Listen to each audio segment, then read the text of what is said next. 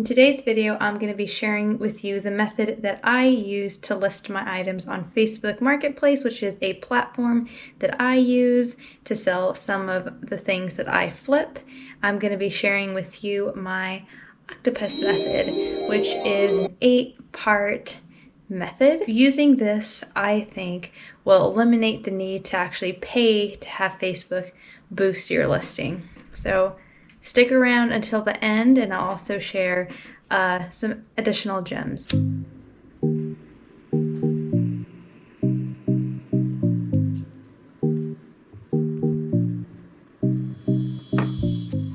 Hey YouTube, welcome to my corner of the internet. My name is Anita, also known as a retired millennial on Instagram and here on YouTube as well.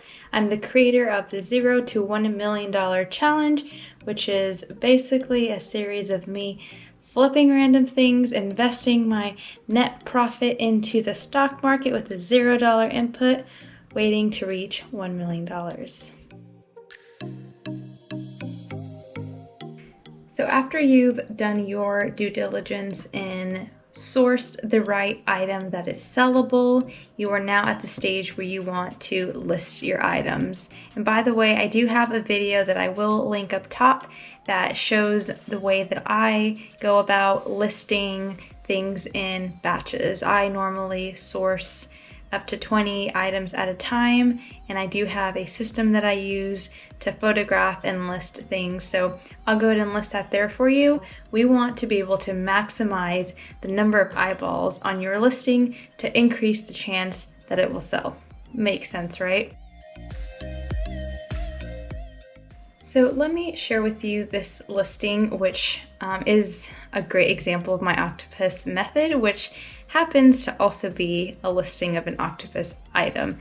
Totally coincidental. This item actually did very well for me. It got over 1,000 views, it got 20 saves, and I got 8 shares. I want to walk you through all 8 steps and actually use this listing as an example to show you how I did each step.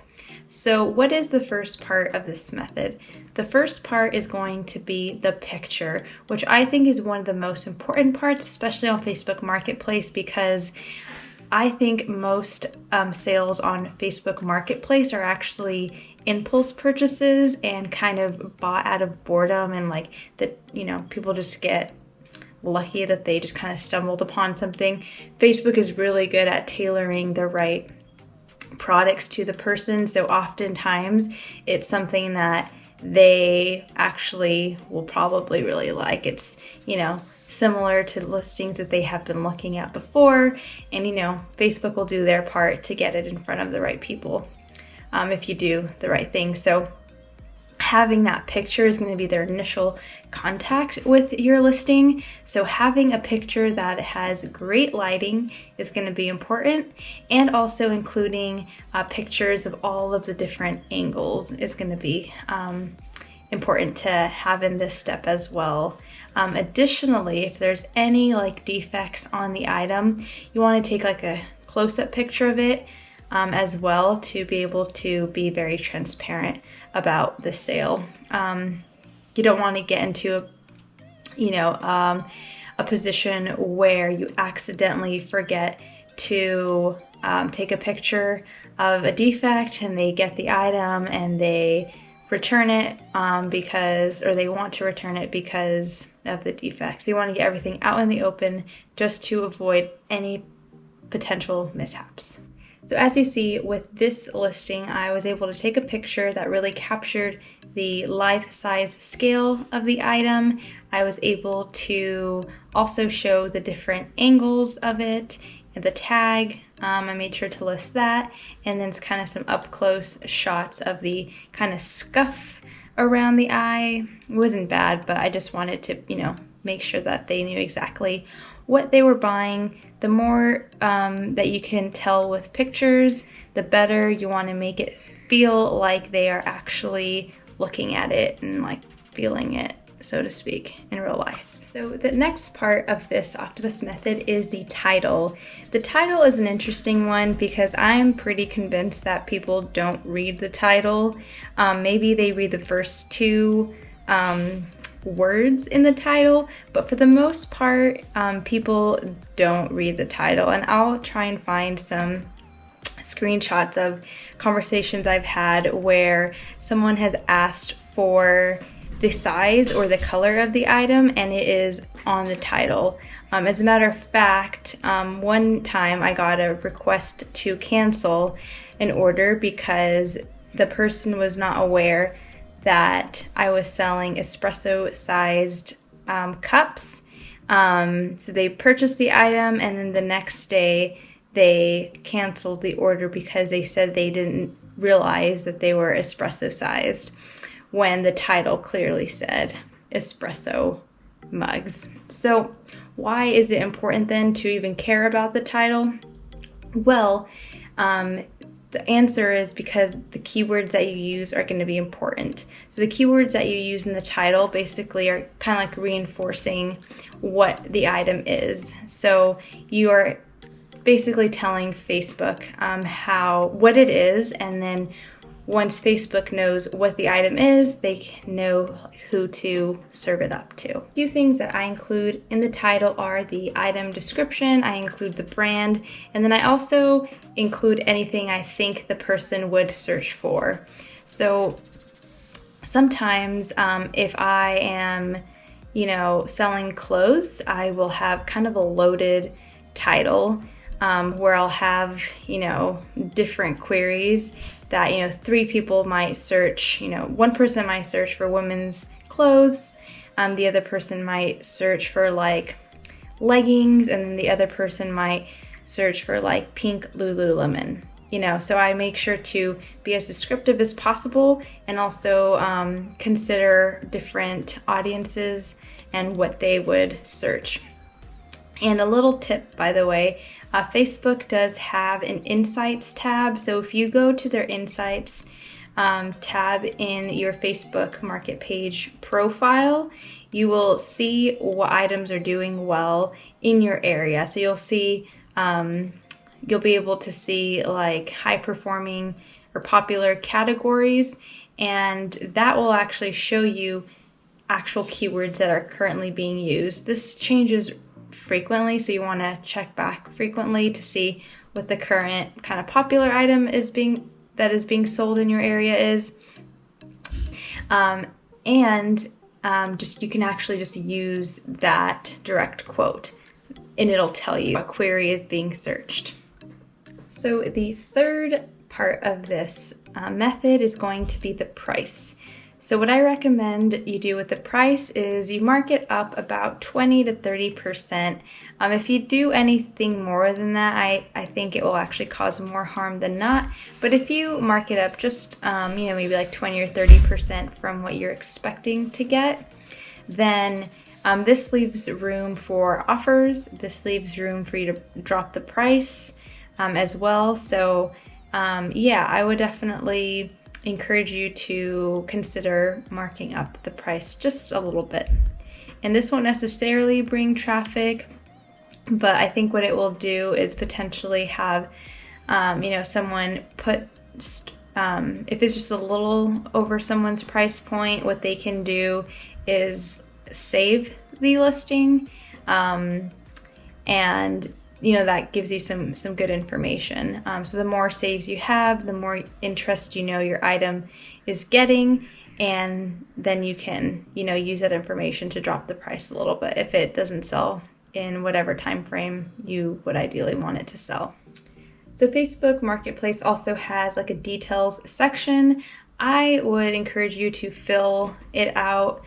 I don't think that the buyers necessarily read this all the time, but I think that it helps in getting your listing to the right person. It tells Facebook more clearly what the item is. That way Facebook can know who to give it to or who to show it to. So I do recommend filling in as many of the details in the details section that you know. So this step, the fifth step, is very important, and I do recognize that not everybody has this feature. If you do, I believe you have to be eligible for it, but Facebook also allows you to ship your items. So this increases your audience to the entire country. Facebook in general has 223 million users. So by offering shipping, you're able to reach a whole country of people. So not everybody's on Facebook Marketplace, but like I said, Facebook does a really good job of kind of integrating all of their products into the main feed. So some of your items could potentially, show up while they're scrolling, even on their regular feed, while they might not be on the Marketplace tab specifically. So take advantage of offering shipping, and you don't even have to pay for that yourself. You can have them pay for shipping. Your items might sell faster if you do include shipping, but depending on the item, you don't want to lose money, so be careful about that. All right, so for the sixth part of this method, you're gonna want to not ignore the description. At the very least, copy and paste the title in there. Again, this reinforces all those keywords, so those keyword counts show up. If it's a clothing item, then it'll kind of reinforce that it is a clothing item by that number of keyword counts. And also what I like to do is make a note of the condition of the item. If there's no imperfections, it helps to just put that up front, just because they will probably ask you what the condition of it is in, or what the dimensions are. So it might be wise for you to include just a little snippet. You can be as detailed or not as you want, and at the very least, I would, if there's an imperfection, include the imperfection. If there's no imperfections, I would say no imperfections on there. And then you can write shipping available as well if you have shipping available. And this kind of makes them realize, I think, it is possible for it to come to them. As soon as they read the word shipping available, they start to picture it kind of in their possession a little bit more, and moves them, I think, to buy a little bit faster. And the seventh part of this method is the tags section. So this again is just reinforcing what the item is to Facebook so that Facebook can show it to the right people. I would not skip the tags just because I have found good success in being pretty descriptive with the tags. I'll show you the tags that I used here for this item. And last but not least, the eighth part of this octopus method is to list your items on the local Facebook Marketplace group. So there is a way to include your listings to nearby groups. You do have to first join these groups. So once you're joined, some of these groups do have you fill out a questionnaire. Some of these groups have rules, so you can't post twice a day in some of them, or they're a certain niche, so they're like antiques only or like shabby chic only. So make sure you're abiding by these groups' rules for your county or your town or wherever you choose to share these items to. But definitely don't forget this step. It definitely broadens your reach and potentially in a very niched way.